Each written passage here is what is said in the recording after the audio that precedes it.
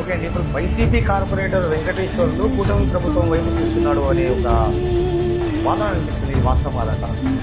Sir, నా ప్రాణం గంట వారికి నా జీవితం మాన్యం మాజీ ఎమ్మెల్యే కనసాగలేదు సార్. ఆయనకే అంకితం. నష్టం వచ్చినా లాభం వచ్చినా ఆయన పెట్టి పక్క పోయే పరిస్థితి లేదు. ఆ వల్ల ఏరే వాళ్ళు జడ్డు కనుకోవచ్చు, కానీ 5 లక్షలు ఇస్తామన్నారు. 5 కోట్లు ఇచ్చినా కూడా మారడానికి గత పార్టీ మారేది ఆలోచన కూడా లేదు సార్. మనకి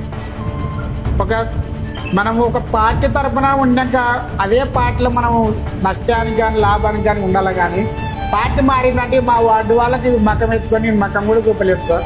అది అబద్ధం సార్. నాకైతే అడిగినారు, పార్టీ కండవ కప్పుకో 5 లక్షలు ఇస్తామన్నారు. 5 కోట్లు ఇచ్చినా కానీ నేను పార్టీ అయితే మారాను. మరోసారి అవకాశం వస్తే కార్పొరేటర్ వెంకటేశ్వర్లు ఎన్నికల బరిలో నిలిచే అవకాశం ఉందా?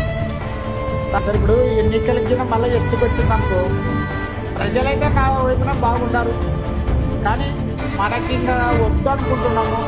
మా ఎమ్మెల్యే ఏం చెప్తాడు, తగ్గుతాడు అగ్గుతలేదు సార్, మా లేదు ఖచ్చితంగా ఉండాలి. ఏం చేస్తున్నా డబ్బులు తప్పదు పెద్ద అనేది ఏం చేస్తలే నేను. ఆయన వద్దులే ఎందుకు లేని తెలుసుకున్నా ఏ లెవెల్ ఉన్నారంటే కూడా ఏ లెవెల్ మనకు సపోర్ట్ చేయడానికి మనం